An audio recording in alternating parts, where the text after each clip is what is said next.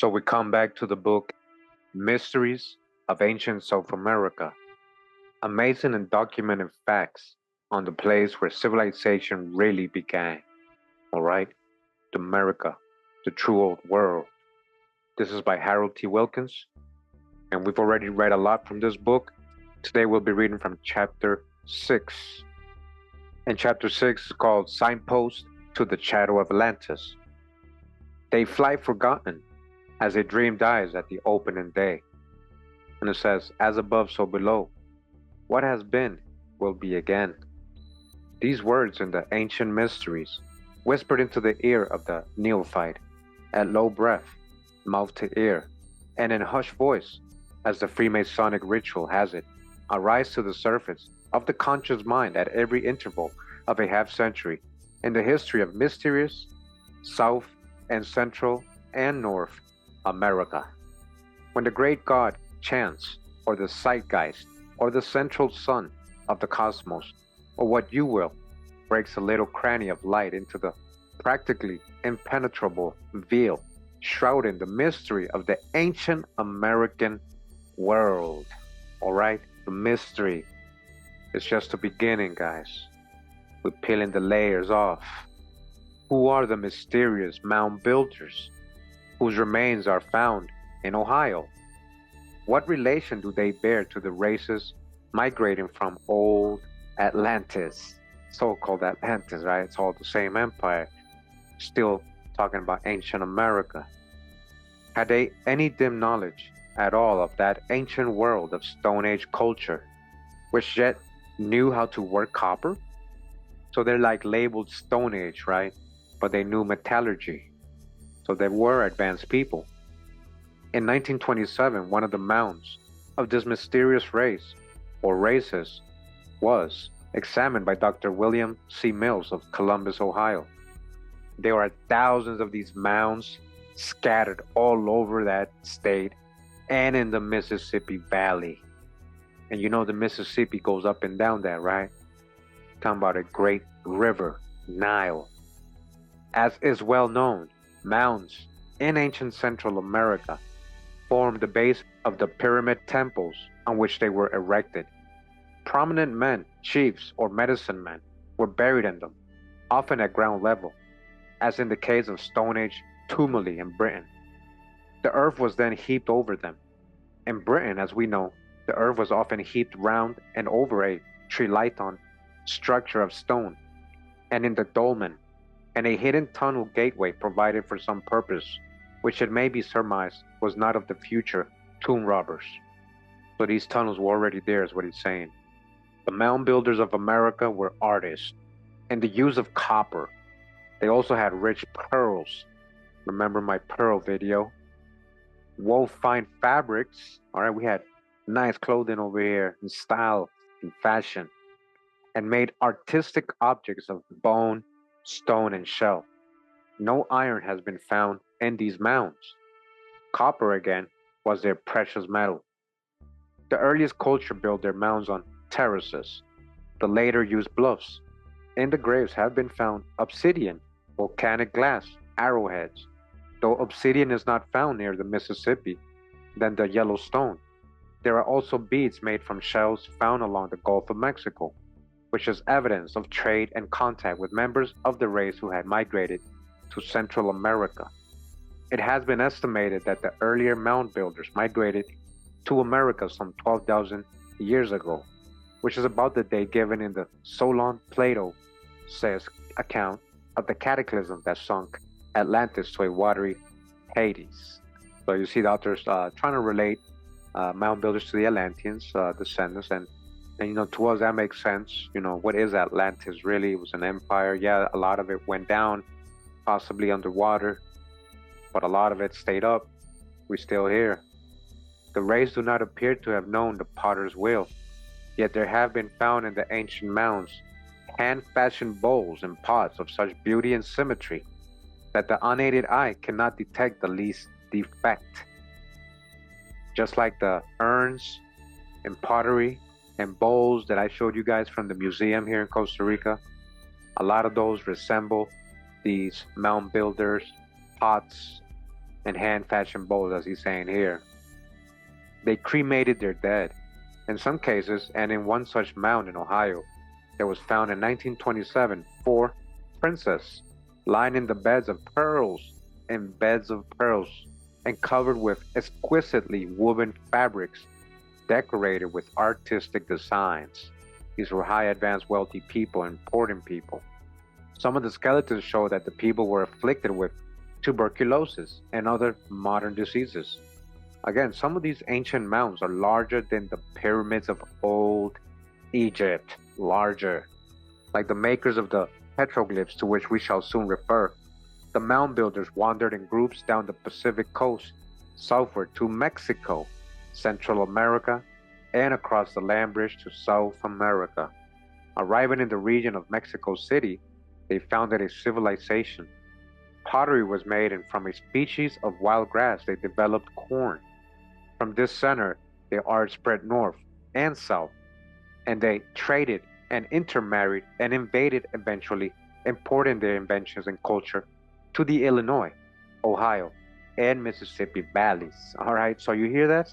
He's talking about a lot of back and forth, not just going one way and then staying there, or going up and staying there. He's saying these Atlanteans eventually settled in North America, some of them, and then went down into Mexico and Central America, developed a center there of civilization, high civilization, and then somehow, right, they got the teosinte plant, the wild grass, and made corn.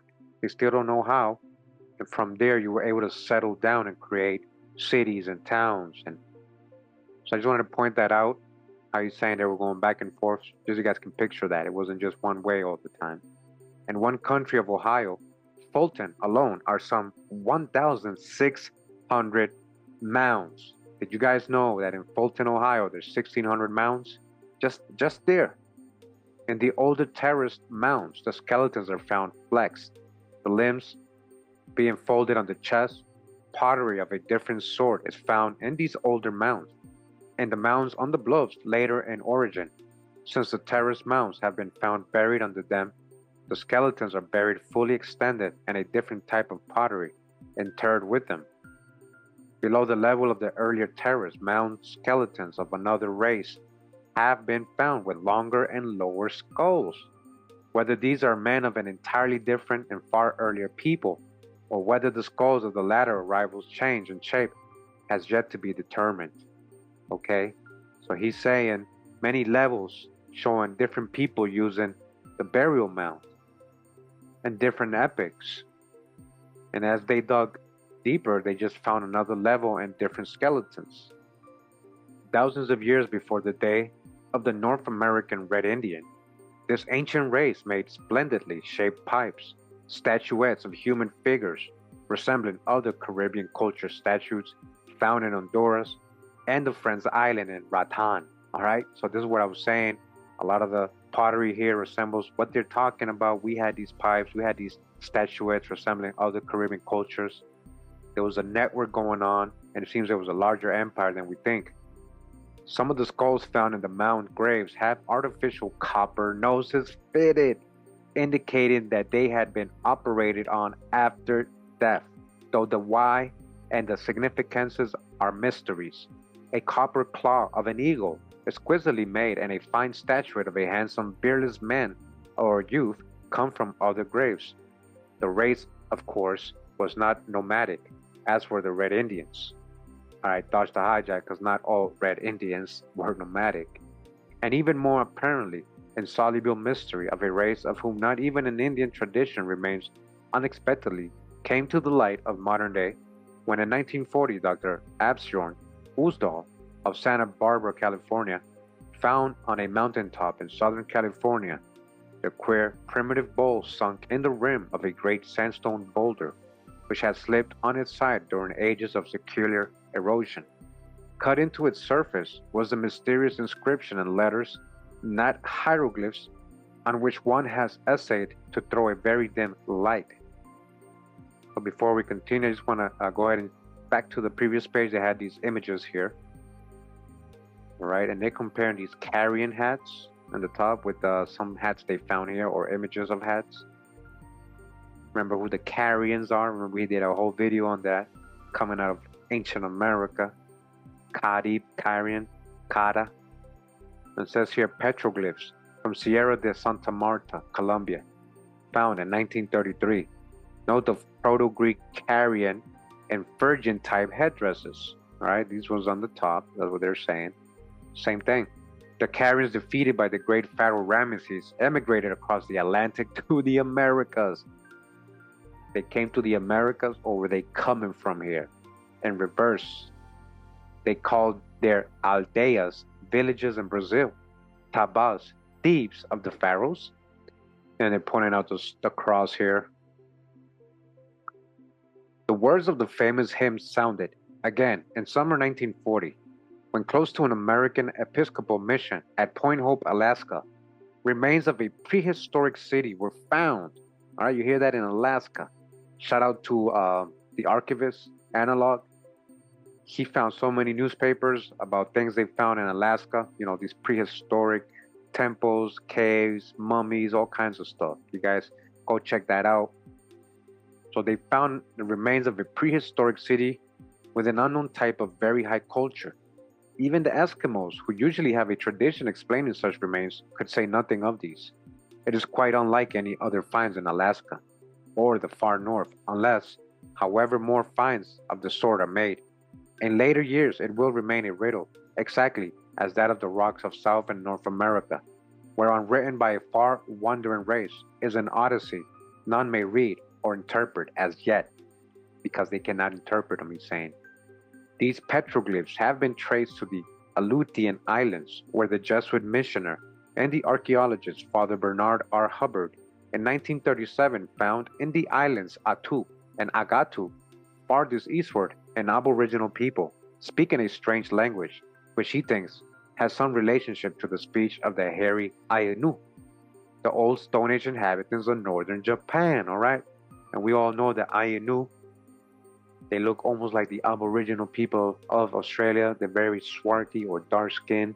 Quite honestly, they kind of have different features than most modern Japanese people. These rock signs run right through the Aleutians, though they really start so far as present trace in central Siberia. They mark the passage of an unknown race who had reached a fairly advanced stage of culture. The trail is again picked up in the gorges of the River Columbia in the state of Washington, west coast of USA. They cross the Rockies into the states of Nevada and Arizona and bear away southward through the still mainly unexplored Sierras of Mexico to the Cordilleras of Colombia, South America, and the gorges of the Orinoco and Marañón, Amazon. Yet to these petroglyphs differ considerably in degree of artistic execution and subtlety of symbolism, as I hope to show here. All right, so again, he was saying, you know, petroglyphs literally found all throughout the Americas, all these places he's naming, and they're all types and very different levels of sophistication. We have videos on that already. Epigraphy, shout out to Barry Fell and Gloria Farley for their work. We're gonna be reading their books a lot more. We're gonna get into specific archaeological findings of these petroglyphs, so you guys can see that these are old world writings in America. So continue with the book. He says, more than a century ago, Humboldt and Schomburg, wandering in Guyana wildernesses and along the upper Orinoco, and almost 40 years later, Bates, in the canyons of the Rio Xingu of the Mato Grosso of Brazil, came on fresh passages of these odysseys of the rocks.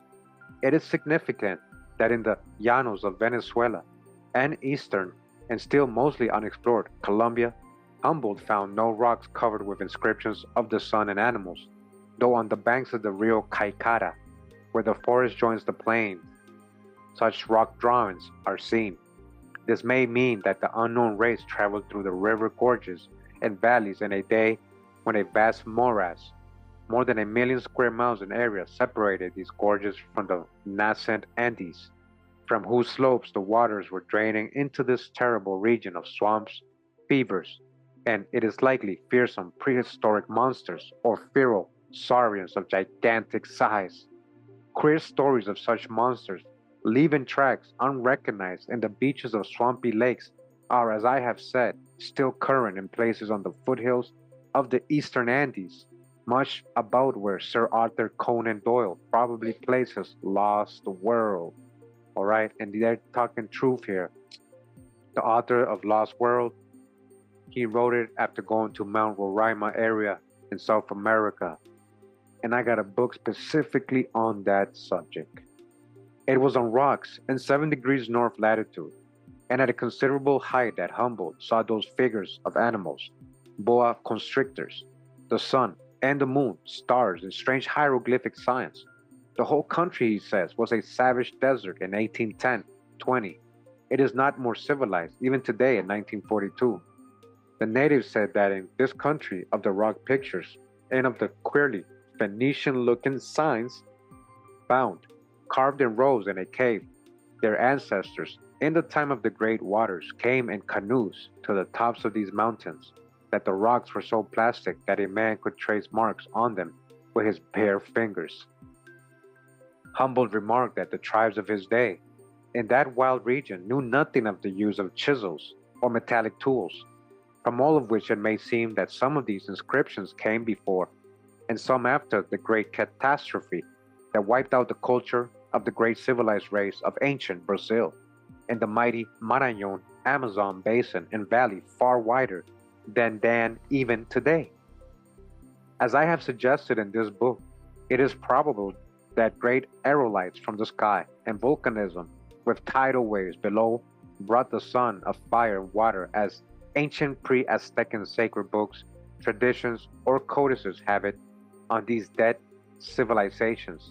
Maybe, then I hazard the more primitive petroglyphs of the naively primitive sort, such as men with the intelligence of children might make, were done with their fingers in these rocks, as the Caribs told the Baron after the time of the great waters. All right, the Caribs or Carians. The inscriptions that preceded the terrific South and Central American cataclysm, described luridly in the Mayan Bibles, such as the Popol Vuh, are probably the work of very different peoples and cultures. Time may lift the veil. Humboldt's words are worth quoting here. He said in 1820, in the interior of South America, between 2 degrees and 4 degrees north latitude, there extends a great plain, bounded by 4 rivers, the Orinoco, Atabasco, Rio Negro, thus the Amazon, and Cassiquiare. On them are found rocks of granite and syenite, equal to those of Caicara and Uruana, covered with symbolic representations. There are colossal figures of crocodiles, tigers, houses, and domestic utensils, and signs of the sun and moon. All right, so this is an archaeological find done by Humboldt in the 1820s. At this day, this unfrequented region is entirely without a population over a space of 500 square miles. The neighboring tribes, exceedingly ignorant, lead a miserable, vagrant life and are not capable of drawing hieroglyphics. In South America, a belt of these rocks covered with these symbolic emblems may be followed from Runupuri, the Essequibo, and the Pacariama mountains to the banks of the Orinoco and the Japura, over an extent of more than 8 degrees of longitude. These marks thus engraved in the rocks may belong to several different epochs, for Sir Robert Schomburgk has seen on the Rio Negro, again the Amazon, a drawing of a Spanish ship, which of course must be later in origin than the beginning of the 16th century. Well, not really. We had ships like that since ancient times. This is the true old world. And this in a savage country where the indigenous stock has probably quite as uncultivated as the present inhabitants. So they found a drawing of a ship. Now, didn't we do a video already? And all the petroglyphs they found all over the Americas of ships? This is pre-Columbian stuff, so it has nothing to do with Europeans. All right, so that was Humboldt letting you know. These picture writings range north from the gorge of the Chincu, on the eastern side of the Mato Grosso of Brazil, to the highlands of modern Colombia. So again, I hope you guys are paying attention. They're talking about all these different petroglyphs and archaeological finds in a vast region in this part of South America, and south through Marañón, Ceará, and Parahiba, and lands which, as I have shown, were within the actual zones of influence, if not always residents, of the great white race of the Atlantean Brazil. I had dodged the hijack, and again, I want to remind everybody, these Atlantean authors, I'm trying to realize that the only reason they were so interested in this Atlantis stuff is because they keep saying these are the so-called white people, the advanced people that taught everybody everything. So you gotta dodge the hijack. I'm sure there was every shade of Atlanteans, so-called Atlanteans, of the pre-cataclysmic age, at least 11,000 years ago. One feature marks them all. They are carved on high rocks and gloomy canyons, impossible to climb. No more than in North America has one at present the key to these inscriptions, and it is still, paleontologists contend, very much an open question whether man existed in ancient Brazil in the time of the giant mammals, until one hears the Indian rumors of what lies between the Goyas and Roosevelt Plateau in Brazil, until you actually hear the oral stories of the local people. His bones have certainly been found mixed with theirs in Brazil and other South American regions. In the Rio Negro of the Amazon, I told you that's the Amazon, same thing, there are many of these rock pictures. Two of them strike the imagination. Rock glyphs of tall men of archaic type and long robes, one with arms extended, the other grasping a long baton or staff, and they are depicted wearing remarkable headdresses like extended halos. Similar figures are also found in the upper Orinoco region. You see what they're finding here? True, they are in a style such as a child or man with child's mind would draw, but they suggest most graphically that the primitive artist was copying monuments of a dead civilization far higher than his own, or perhaps engraving memories in stone of the leaders of a great race to whom his forefathers had been helots of some sort. All right, again, this part is conjecture. They're just making this part up. They don't know why or who did it. Schumberg wrote to Humboldt that he had seen colossal human figures in the rocks of Temeri. Again, what is it called? Temeri, Egypt, Temeri, interior of Dutch Guiana, and close to the great cataracts on the upper waters of the Rio Corinthing, on the borders of Dutch and British Guiana. Again, South America, what? Temeri. These figures were executed with much greater care than any discovered in Guyana, Venezuela. So real quick, we can't make this up. Temeri isn't the real name of ancient Egypt. Temeri, beloved land. Temeri is a village in Guyana, all right, South America, located 41 kilometers to the south of the nation's capital, Georgetown. The name Temeri is an Amerindian word. Temeri is American Indian word, so why do the Egyptians use it? Meaning paintings and drawings on the rock, like hieroglyphics. All right, Temeri in Guyana. Now they're going to talk about the figures they're finding in Temeri. The size is about 70 feet, and the figures seem to represent the human body. The headdress is extremely remarkable. It encompasses the head, spreading outwards considerably in breadth, and is not unlike the halos in the paintings of the head of saints. I have left my drawings of these figures in the colony British Guiana, and I hope someday to be able to lay them before the public. In the Kuyuwini, North British Guiana, I saw rudder figures, and they extended over a space of 192,000 square geographical miles. It is curious that headdresses somewhat of this type are found in some of the monuments of what are probably the world's most ancient ruins, those at Tiwanaku, and also close to mysterious hieroglyphics on rocks in the Santa Marta Mountains, Colombia. The late R.B. Cunningham Graham, El Gran Caballero, Don Roberto, saw rock paintings of this sort in Mexico, though he does not say if they depicted colossal men with curious headdresses at a great height. But in the days when I passed through the valley, the Mascalero Apaches made things unhealthy for archaeologists. Who were the Homers of this odyssey of the rock pictures? Maybe there were more races than one, for as I have pointed out before, the pictures vary greatly in type and skill of execution. Some may be as far later date than others, R.B. Cunningham, Graham, jestingly suggested that Don Gonzalez Jimenez de Quesada, the conquistador of Colombia, as a lawyer, might have thought that the writing, figures, and pictures seen at a great height at a place known as La Peña Tejada, where the mountain stream had cut a passage through the living rock, were a species of Indian conveyances, but were they a sort of pateran or route map and trail of wandering ancient South American Romanis, who's the gypsies, the Romani people, Rome people from Roma, the promised land, how you say Granada, Ramon or Rimon in Hebrew. So are these some ancient South American Romanis showing to people coming on behind years later which route the pioneers had taken? Or again, had the makers of the rock glyphs chanced on some incredibly ancient gray stone American city, riven by thunderbolts or upheaved by earthquakes in a far off day? Had their imagination been so impressed by what they saw there that they copied some of the hieroglyphics or syllabary forms, or ancient alphabets, or some of the monumental representations of colossal human figures, and reproduced them as they journeyed on, ever on into the great unknown? Or again, were the rock carvers migrating refugees from some submerged land, Atlantis?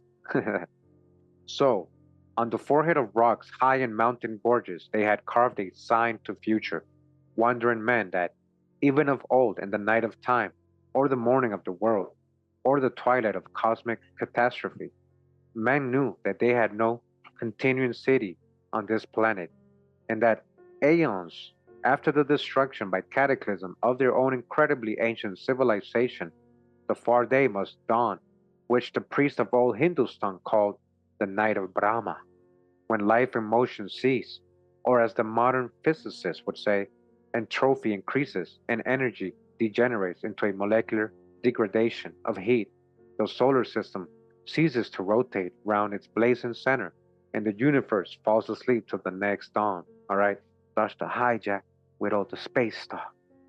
However fantastic this may sound, and whether or no some of the far spread American rock pictures are mute memorials of some past heliacal year of deluge, destruction, and the passing away of great civilizations, which have not left even a bone or a shred of pottery, as in the dead cities of the highlands of Brazil, it is true, generally speaking, that the petroglyphs and ancient rock pictures of the Marañon Amazon, such as the Rio Negro, are more advanced or artistic than those of North America, yet in both oddly Phoenician, Semitic, or Asiatic signs appear and may not be their ancient South America's nomads. All right, again, they're finding this North and South America, direct reminiscences of those other wandering races of the ancient world of Asia and Europe. Dodge the hijack. This is the ancient world. They've seen it in reverse,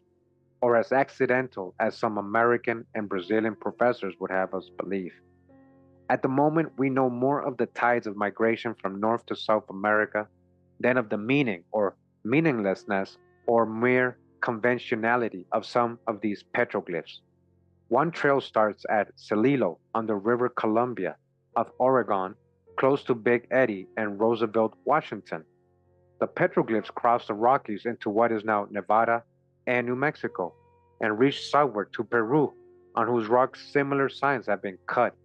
Maybe there were two distinct streams of migrants, those on the east from the shores of the Mississippi, those on the west wandering from the banks of the Columbia, Oregon to the Rio Ucayali of the Andes. So they're saying two possible migrations going down into South America. It must be remembered that thousands of years before Menes, the ancient Egyptians cut perfect hieroglyphics on rocks and monuments and designed canals. Just so, the ancient American races, lapidarian artists, built 12 miles of canals so far traced and irrigated 90,000 to 150,000 acres of land in western North America. We've talked about this. Some modern American archaeologists say they were men of the Shoshonean race, makers of baskets far older than the cliff dwellers who reached the highlands of Central America from the far west. One's general impression after a study of these petroglyphs is that the sculptors may have had contacts with an ancient civilization in America, probably long after its passing into the abyss of time. For among the meaningless crawls on the rocks are significant pictures of serpents and animals, and forms suggesting the letters and hieroglyphs of old Phoenicia and Egypt. Again, they're finding this in America, but those signs probably came neither from Egypt nor the wandering Phoenicians, but from the sources whence those ancient races derived their letters. This is the source where they got those letters from. You're seeing it in reverse. He's literally telling you from whence those ancient races derived their letters and glyphs or rutas, the great vanished continent of the Pacific, whence came the old Sanskrit form, or the northern tropical sea continent of the Atlantic, called by the Greeks or Plato they Atlantis. All right, all that connected to ancient America, what they're just saying right there. The different races and periods of these rock painters and carvers are suggested in the comparative illustrations below. All right, so here's the examples and what they're finding. Look at this. Petroglyphs found in the Aleutians in 1937 by Father Bernard Hubbard. Says these signs may later on be compared with the Rupestриan inscriptions to be mentioned in a subsequent book as found in the Canaries, the Sahara, and Old Spain. Petroglyph from Cliff in Oregon, serpent or earth-trailing gaseous fire mist in the Ozoic Age. Possible Sanskritan conception derived from either Atlantis or Rutas Lemuria. So they're finding this in Oregon, but they still want to say it was from somewhere else, possibly. But he's also spilling the beans, saying this is where the Sanskrit got their symbol. And says here, Dato, similar idea.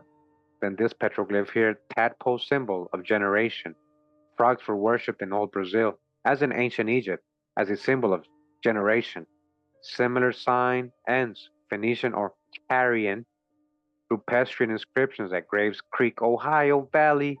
Grave Creek says here, Utah Cliff Dwellers Glyph.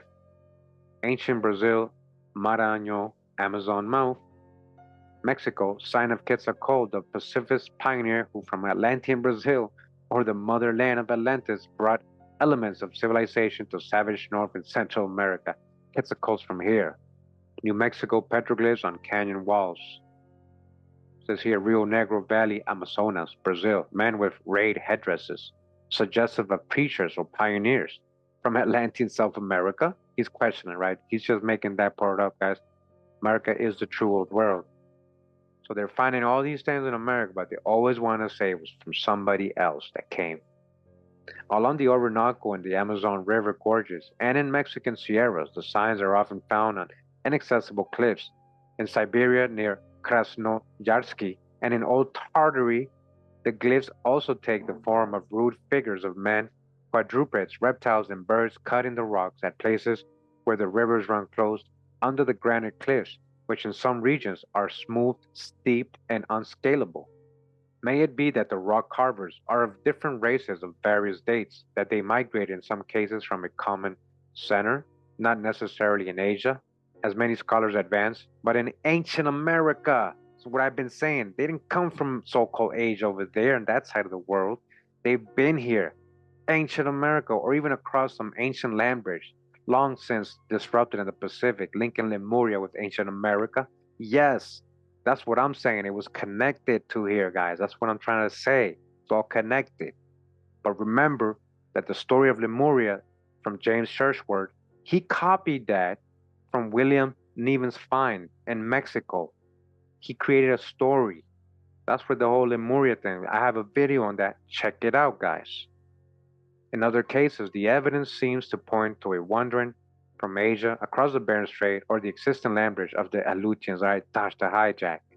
What do we know of the extent of the migrations from Atlantis in the far ages preceding or after the various cataclysms presaging the final catastrophe of the Egyptian account handed down to us in the Solon Plato dialogues? It may be that some of these Atlantean migrants went wandering in thousands of years eastward, right across Europe into Asia, eventually reaching the American continent, which other Atlanteans had in ancient South America colonized in a westward approach. That makes sense. They will come back around. Yeah, that's actually what happened. My theories are equally as good as more conventional and fashionable ones, for none of them are written on volcanic basalt and enduring as the petroglyphs on inaccessible cliff walls in America or northern or northeastern Asia. Peru has a number of mysterious and ancient rock inscriptions, and in many cases they are far anterior to the Inca civilization. One of them was found by the Peruvian historian Dr. J. von Tushudi. It lies about a league from Huari, in a very ancient settlement of an unknown race. Okay, they found this. Huari, Peru. Huari. These inscriptions of Huari, Peru resemble shorthand consonants, but three of the characters are remarkable. One appears to be a representation of a large running bird, such as an emu or ostrich. Neither exists in modern South America. Another is a bare-legged man in a short tunic, or one of those individuals who appear in Mr. H. G. Wells' novels of worlds in AD 2500 and shapes of things to come, or in Professor J. B. Haldane's lively scientific sketches of the future.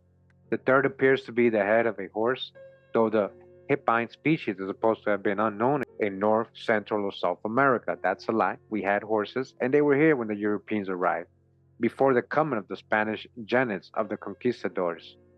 There are other quite different characteristics of some pre-Inca culture cut in a rock at Zahualcoyot, Peru, in a territory not known ever to have been conquered by the Incas, which lies about 190 miles east of Cusco, outside the bounds of the old Inca Peruvian Empire.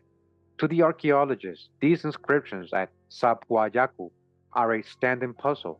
No one of them can make up his mind, though sorely tempted to say they are merely conventional inscriptions, or pictographs caught on the rock in the idle moments of some savage or primitive gentleman, who, had he lived in the days of Sam Slick, the famous Yankee clockmaker, would probably have spoiled some blaspheming farmer's new 5-barred gate to a cattle fold by carving his insignificant name, date, and initials of his sweetheart on the top bar in oak or hickory. It is unsafe to dismiss them as conventional or ornamental merely since one sign appears thrice and three others twice each in the two rows. So this is what he's talking about, which they found in Peru, which they cannot decipher. So they try to say, it's somebody just creating art, it's nothing. It doesn't mean anything. But look at it, guys. This is a language. These are inscriptions that nobody can decipher in Peru. The third discovery is the most remarkable of all. It was made, says Señor Mariano de Rivero y Ustariz, on a granite rock 8 leagues from Arequipa. Many of the engravings are of animals and flowers, and of a fort anterior to the age of the Incas.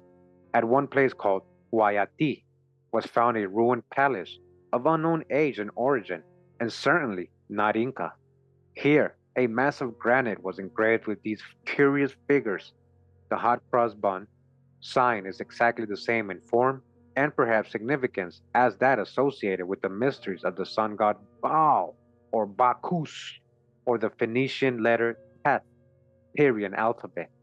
As for the primitive gentleman standing on the back of a large bird, and with the rays issuing from the crown of his head and tip of his fingers, one might speculate whether or no he had some knowledge of aviation or electricity or electromagnetic healing. Hmm. Now that's quite possible with all the things we're finding out, right? About this old world technology, the reset and everything, mud flood. Here is the place for one to ask how much longer American archaeologists or their British conferees mean to persist in the absurd and unhistorical assertion that Peru of the Incas had never devised a form of writing. He makes a really good point. How could they say we didn't have writing? They finding inscriptions all over South America, all over Peru, and we actually bought it. This is fall history that is told to us, guys, so we can look at the other side of the world. That all they had invented were a crude system of knots, quipus, known to the conquistadores and early chroniclers, and which remind one of the medieval system of tallies made of wood, current among the secretaries and accountants of the royal scriptoriums or primitive state offices of the English Middle Ages. These quipus were colored knots used as mnemonic aid, but the earlier Incas had actually devised a system of writing far older in date than the quipus, known in Quichua as quilcas. The Incas lost this early system of writing when an insane and superstitious tyrant of an Inca emperor forced the caste of amautas, or learned scribes, to adopt the quipus. Fernando Montesinos, whose authoritative Memorias Antiguas Historiales del Perú. All right, now you guys may not know him. I've been reading his books for a while, studying amazing stuff. What he wrote, Fernando Montesinos. We're gonna get into that. A lot of it, most of it is in Spanish. It has been translated, but it's amazing what he has written down, and we're gonna read it. Future videos. So his book, right, Memorias Antiguas Historiales del Perú, was largely copied from the lost and most valuable manuscript, Vocabulario Histórico del Perú, of the learned Jesuit Blas Valera, son of a Peruvian lady and a conquistadoran soldier. Tells us how this came to pass. So a primary source, a first-hand account from a person who's half indigenous and half conquistadoran or Spaniard. And right here it says Rupestриan inscription, unknown, an ancient race near Arequipa, Peru. Again, unknown inscriptions that they can't decipher. That manuscript vanished from the Jesuit College of La Paz, Bolivia, and or after 1631, when the historian of the Society of Jesus, Padre Anelo Olivia, saw it. Montesinos, repeating what Blas Valera had collected of oral traditions and history from the mouths of Peruvian priests and nobles in the days just after the conquest. Listen, this is from their own words. Says that in the reign of the Inca Huanacawi, the Amautas, or learned scribes, who knew the events of those times by very ancient traditions passed from hand to hand, say that the Inca had letters and also wise men, Amautas, who taught reading and writing. As far as I am able to learn, they wrote on the leaves of plantain trees, which they dried and then wrote upon, whence the idea came to Juan Coctovito and his Itinerario Hierosolimitano y Siriano, that the ancients wrote upon these leaves, and that the lines which are used in parchments in Italy today owe their origin to this custom. They learned it from who? Peruvians, the true old world, and also in Chile, where paper for his Araucana, all right, the Araucana, we just learned about the Araucana, right? Who was an Araucana Indian? Galvarino, the real Wolverine, right? Remember? When paper for the Araucana was lacking, to Don Alfonso de Ercila, an Indian filled his need with leaves of the plantain tree, and on them he wrote great portions of his poems. As the Padre Acosta says, also, they, the old Incas, wrote on stones. A Spaniard found among the buildings of the Quinoans, 3 leagues from Buamanga, a stone with some characters which none could read, and thinking that the memory of the Huaca, burial place or tomb in Quichua, was inscribed there, he kept the stone for the sake of understanding better. These letters were lost to the Peruvians through an event which befell in the time of Inca Pachacuti VI. All right, so that was a primary source from their time, from their own mouth, saying that they lost the letters eventually. They had a form of writing, because the Incas, you got to understand, were fairly new to that area. They're not the ancient people. This king is said in Montesinos, who is following the lost work of Blas Valera, to have been the 78th king of the Incas. He was the 6th Pachacuti. He made great sacrifices to appease the Ilatisi, Herodotus Alilat, god of lightning and thunder, who was associated with Viracocha, the man in black from Atlantean Brazil. All right, Viracocha is Quetzalcoatl, who performed the same civilizing and cultural tasks in Old Peru as Quetzalcoatl. Like I just said, it's the same. His fellow countrymen had in Old Mexico. One of the priests told Inca Tupac Cauri Pachacuti to give him his full name, that letters were the cause of the plague, and none ought to use them or resuscitate them from that time forth, or great harm would come. So about AD 300, the Inca decreed pain of death to any trafficking in the quilcas, or writing material, which were the parchment and leaves of the trees on which they used to write. So why would the Incas banish writing? Hmm. Nor were any to use any sort of letters. And because in latter times a learned Amautas invented some characters, they burned him alive. So from this time forth they used threats of quipos. However, the plagues, as well as earthquakes and floods, happened as frequently after this reactionary Inca had turned back the hands of the clock of Peruvian culture. These hieroglyphics, written or copied on the quilcas, were the royal mail of the old Inca Empire. One Inca Inti Capac set up post houses on the Andean roads, and chasquis or runners traveling on foot, running 12, 14 long Castilian leagues a day. Surely a record of speed and endurance hardly matched in any part of the world at any time, any part of the world, including Africa. Carried the letters until they handed the folded leaves to the runners at the next mail houses. We're talking about the original mail post office system, Pony Express. So the post traveled till the letters reached the provincial governor. After the use of letters was stopped, the post runners were forced to commit the messages to memory. It was, by the way, Blas Valera who compiled a list of kings of the Incas going back to 1220 BC, a date which says Mr. Philip Ainsworth means it's too early. In all probability, South America at that time was an uninhabited wilderness. All right, so I don't think the Incas got there in 1220 BC. I think it was way later. All right, again, they were fairly new to the area, just like the Azteca people when the Europeans arrived. In advancing this theory, Mr. Means has gone badly off the archaeological rails. As this book has shown, or it has failed dismally, all right? He's right, because the other guy was saying that South America was uninhabited, got a Dutch to hijack. He's on that out of Africa stuff. Because old Brazil was a highly civilized country, thousands of years before 1220 BC, okay? True, it may be that the Inca tribe of Cusco did not rise to imperial power till AD 1100. This is what I'm trying to tell you guys. They came much later. And that, as Bartolomeu de la Casa, who was in Peru in AD 1532, says, other dynasties of chiefs ruled in the Andes before the date of AD 1100, before the Inca. That does not alter the fact that Blas Valera's informants among the Peruvian priests and the descendants of the old class of Amautas living in the late 16th century of our era were neither fools, liars, nor romancers. Let us consider the significance of what they told him. Ayar, Manco, and Pirua, names of Peruvian Inca kings, have no meaning in Quichua, the language of old Peru. Pirua, the name of the first dynasty of the Incas, is a corruption of Vida, meaning sun, as it probably did in the Atlantean lands of old Brazil, of the dead cities. Blas Valera says it was an archaic term and meant storehouse of creation.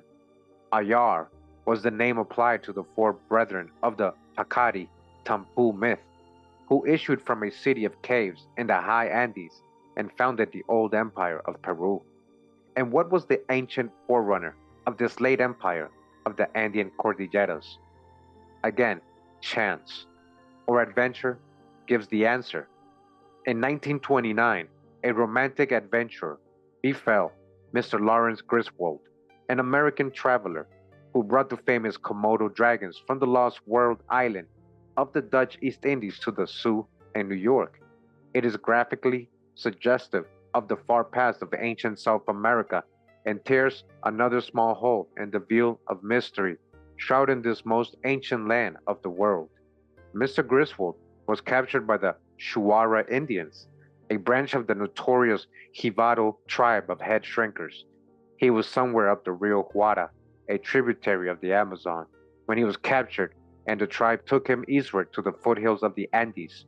One day he was chasing a peccary along the bed of a dried up stream, when he stopped as he saw, jutting from a hill, the foundations of an ancient building. Digging away the soil, he came on some carefully jointed stones, extending backwards and upwards into the overshadowing hill. There were two pyramidal structures and a horseshoe amphitheater. Its open wings separated from the pyramids by a distance of 30 feet. Mr. Griswold thought it might be Tiwanaku, work of 5000 BC. The Unta, or old man of the tribe holding him captive, said the ancient builders were the ancestors of the Shuaras. Many, many years ago, he said, the Shuaras were great bearded men, like gods, and only since the flood had they taken a form like that of apes. Whoa, so a backwards evolution, huh? And this was because of their antediluvian misdeeds. These gods were as tall as you, said the old Unta, and red-haired, and it was your red beard that saved you from death when we captured you. All right, look, you hear that? The red-haired people turned into apes. That's what he's saying. We thought you must be one of the old race who built that city on the hill yonder. The Unta gladly gave Griswold an escort to the nearest post on the Amazon, the village of Caracaica. Cara, remember? Cara. Whence we returned to Manaus and took steamer for Rio and New York to persuade an American archaeologist to return and inspect these ruins.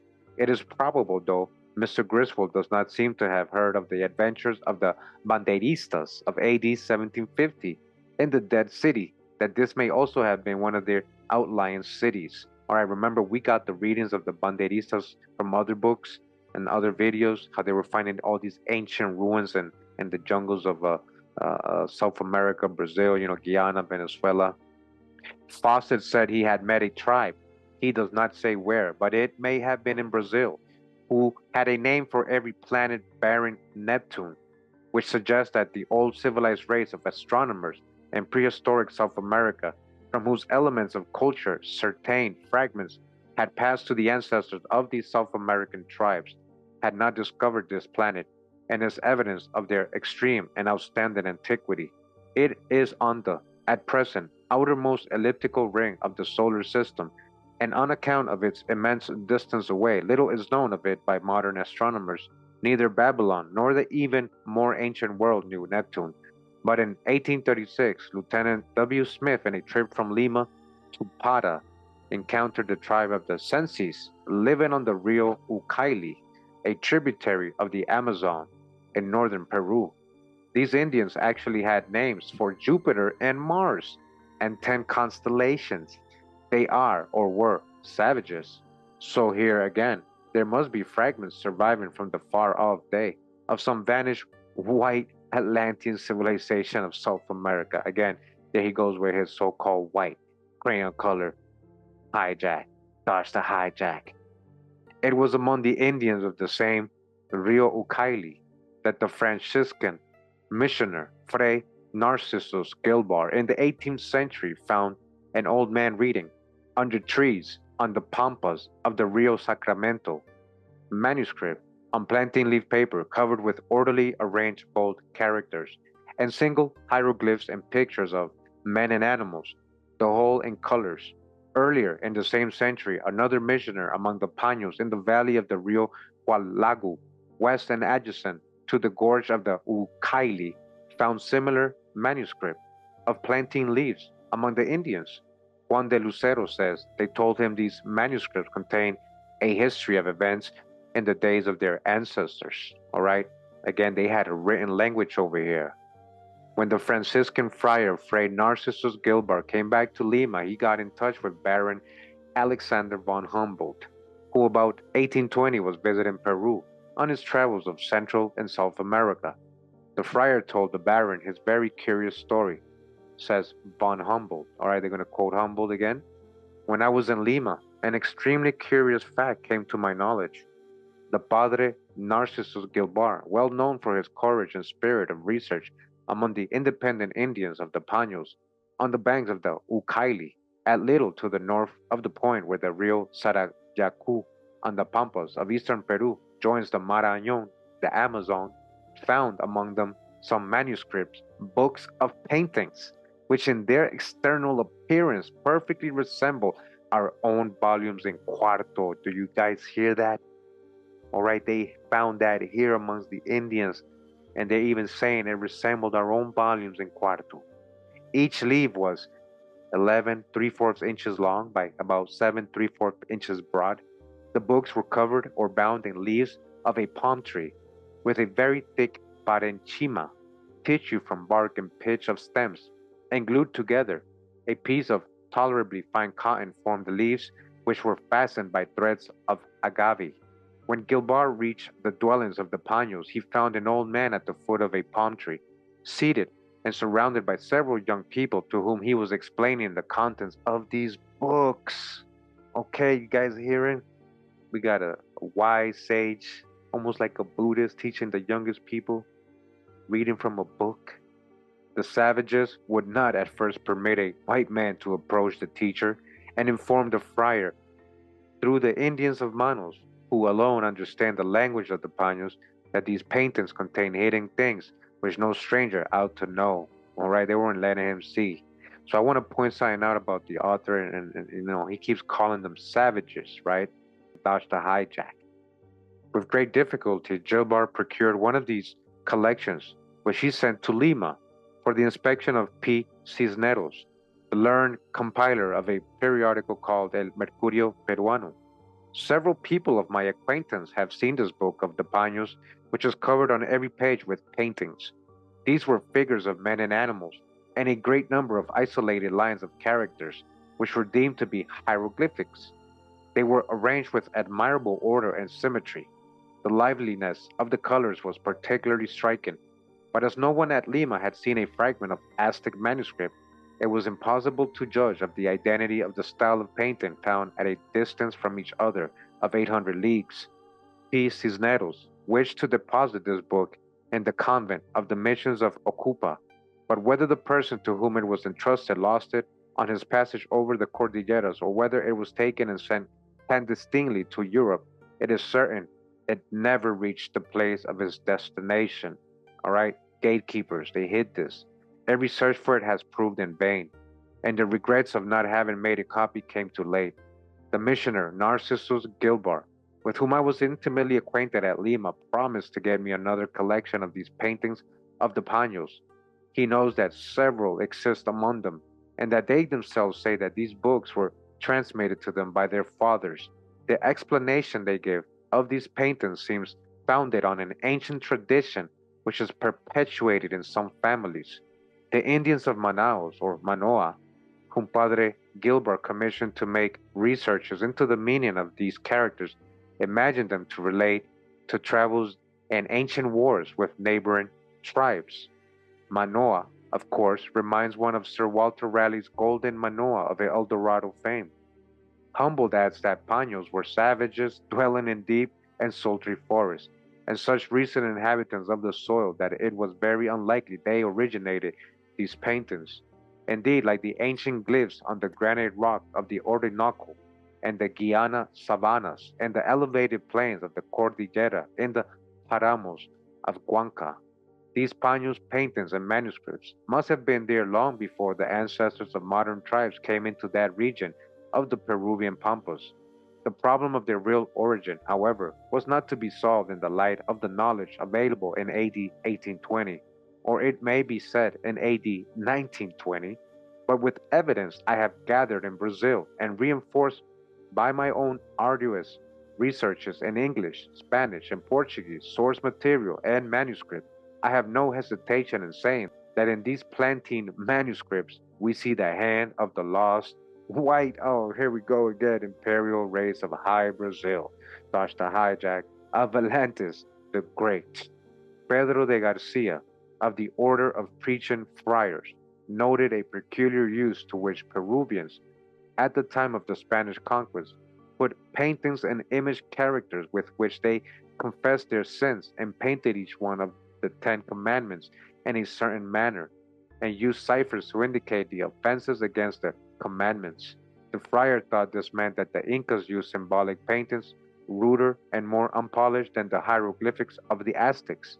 He admitted that quipus were ordinarily used by them, but oddly enough, for that age, refrained from suggesting that brethren from the lost 10 tribes had been sent by Moshe to old Peru to convert the Peruvians to to Chap, the hook-nosed demi-orgulous and vindictive old gentleman whose spirit under other skies had so often striven with other lesser men in fire, plague, slaughter, and clouds of loud hosannas. Alright, so dodge the hijack big time.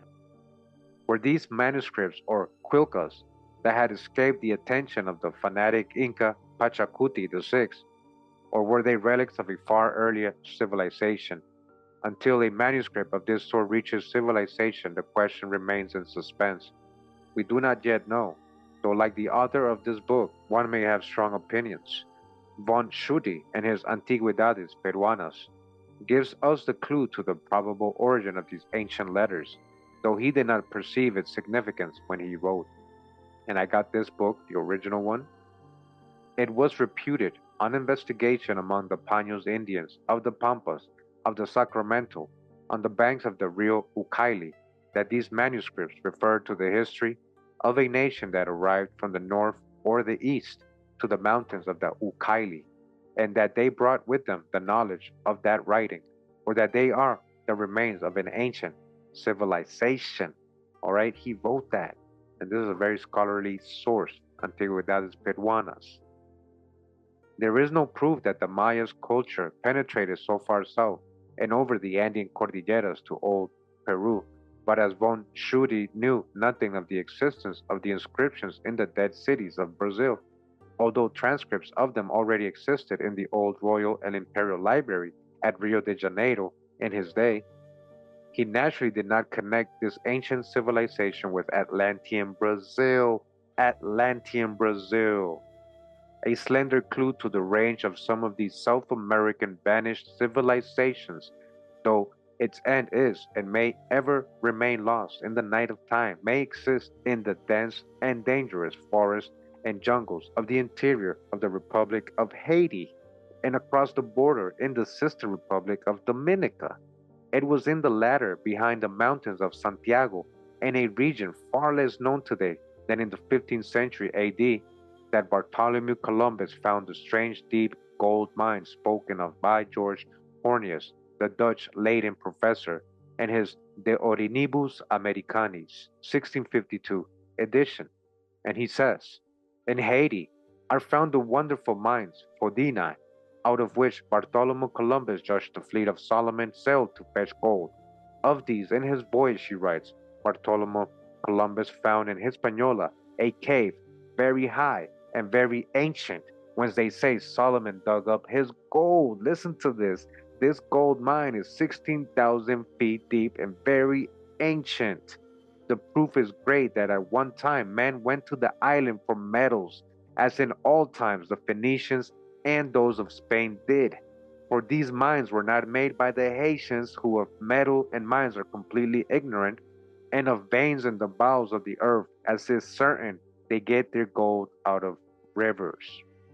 All right? This is written in very scholarly sources.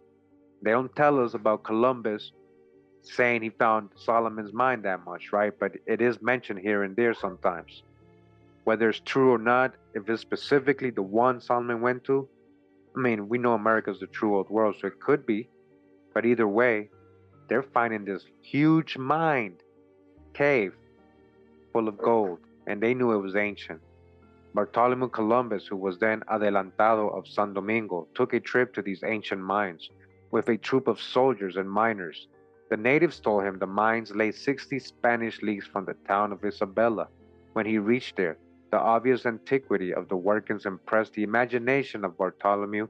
He saw that the pits extended over an area of nearly 6 miles. The miners, riddling the earth of the workings at several points, affirmed that they found such great amounts of gold hidden in this soil that a single miner might easily pick up 6 drachmas of gold a day. This was on 5th day of the Ides of March, 1495, says Peter Martyr. All right, primary sources, they're letting you know what they were doing. They were finding so much gold and they wrote about it. Peter Martyr.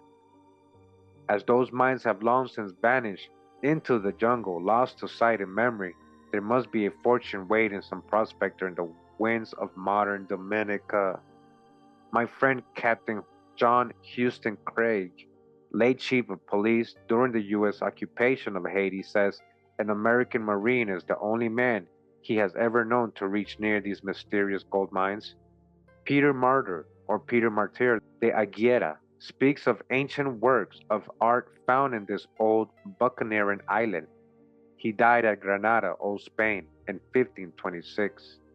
Saint Mary, in his description de la Patrie Française de Saint Domingue, speaks of a stone cut with strange and unknown letters found in the mountains of Guanaminto in Haiti. That find was made in 1787. And these mountains, as in neighboring isles, there exist great grottos worked by man and ornamented with sculptures analogous to those of the moon of Caudao, and preceded usually by two stelae of the chemist, always found two by two, as in Asia, said Abbe Brasseur de Bourbourg, the Americaniste, and now, who wrote an infernally dull book titled Historia des Caciques de Haiti, adds the Caribs of Haiti had no traditions about the ancient builders of these monuments and the workers of the ancient gold mines, which were shrouded in their forests and jungles. These are vast crypts hollowed in the rocks, walls of great extent and length in dry stone or only entire earthworks. Another race, other men more polished in culture, Polices, must have occupied this country in remote times, and the Indians of the last epoch must have succeeded to the civilization of people extinguished by time of revolutions. Whence came these first occupants?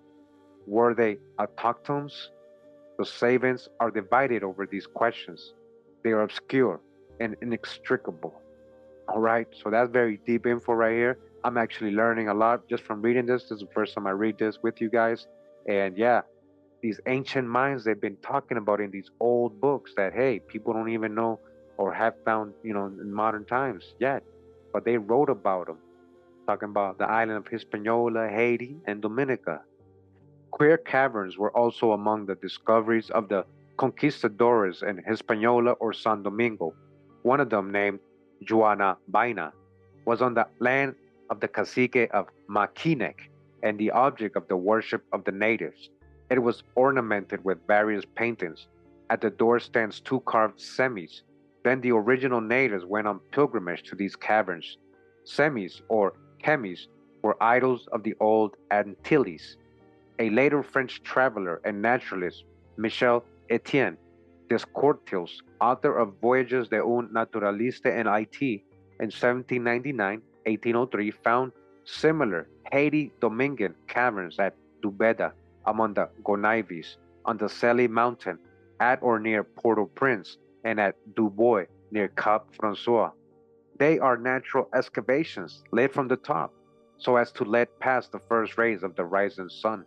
The interior of these grottos is covered with idols, carved, engraved, and inlaid in the rock, in rude and bizarre forms: toads with heads at the ends of their feet, monstrous human figures with crooked body diminishing like a cone, terminated by a spherical knob, tortoises, and other animals, especially snakes. All right, this is what they're finding in the caves: inscriptions, carved idols, engravings, and everything.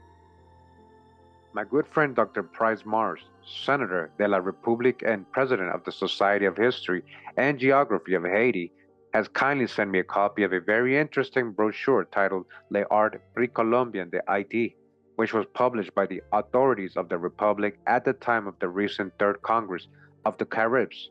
In this illuminating booklet are reproduced some striking photographs of discoveries in that island of remains, statues, details, statues of a god or the shrine of a deity, and stelae. These remains are of a people of unknown race and date who knew not of iron. Like the race in Atlantean Brazil, they seem to have been Paleolithic and a very advanced culture. The statues show that two races existed there thousands of years ago, one white, the other black. He's basing all this of the phenotypes that he's kind of probably seeing on the statues, because they don't got color. It's stone. How does he tell them the color? So dodge the hijack with the crayon color classification. One of the heads is a sculptured funerary face of a white man and another of a white woman of Atlantean type. What does he know what Atlantean type is? You guys understand what I'm saying? Again, dodge the hijack. There's also a remarkable head, mask of a black woman in polished but weathered granite of prehistoric date, which bears a strange resemblance in shape and peculiar coronal headdress to a splendid terracotta head of a Negro Venus found in British Nigeria and now in the palace of the native ruler of Ife, where it is worshipped as a goddess. As doubtless was this similar head in Atlantean Old Haiti, the Nigerian head of great beauty was carved by an artist of great skill, belonging to a very ancient advanced black civilization in Africa. Frobenius, who associated this ancient culture of West Africa with Atlantis, was probably right. Had he seen this similar head in Haiti? So in reverse, right? They're letting you know that this West African culture actually came out of Atlantis slash America. Now he's letting you know there's an actual statue that resembles that in Haiti. All right, that's the origin. He would also have remembered that in Atlantis and her colonies, an empire, red, white, and black races co-mingled. There you go. Now he's making more sense instead of just saying so-called white. Many shades, right? Part of the old empire of Atlantis extended from the far greater Gulf of Marañón, the Mexican Gulf of today, into the island's continent as it was then of the West Indies, not then shattered by cataclysm. I told you this was all part of Atlantis. One may also infer from these pictures in the L'Art Pre-Columbian, the IT, that necromancy and black magic of the voodoo type existed in this strange island long ages before ever the Spanish or French introduced Negro slaves into old Hispaniola, huh? Who can say whether such black coats came there from the motherland of Atlantis, far gone in decay? There are also extremely ancient petroglyphs of a curiously symbolical world type recalling similar Rupestриan inscriptions in modern Colombia, both baffling to modern archaeologists and prehistorians. Yes, on Haiti, Dominica, too, rests a shadow of great Atlantis. All right, and we've reached the end of chapter 6, and that was a very interesting read. I really enjoyed reading this with you guys. I hope you guys enjoyed it. A lot of little gems to follow up on, and a lot of correlation with the other research we've done regarding the ancient civilizations of America and proving America is the true old world. I'm glad we've gone through most of this book. We'll probably read another chapter in a future video. But I really appreciate you guys stick around and just hear me read a whole chapter. I want you guys to pat yourself on the back for reading all these books. You just read a whole chapter. Congratulations. So we're learning a lot together. So thanks for sticking around. Thanks for subscribing. Thanks for hitting like. Thanks for sharing the videos. I really appreciate that. Again, this was chapter 6 of the book Mysteries of Ancient South America. Pura vida, mi gente. Much love and respect. Shalom. Hawa.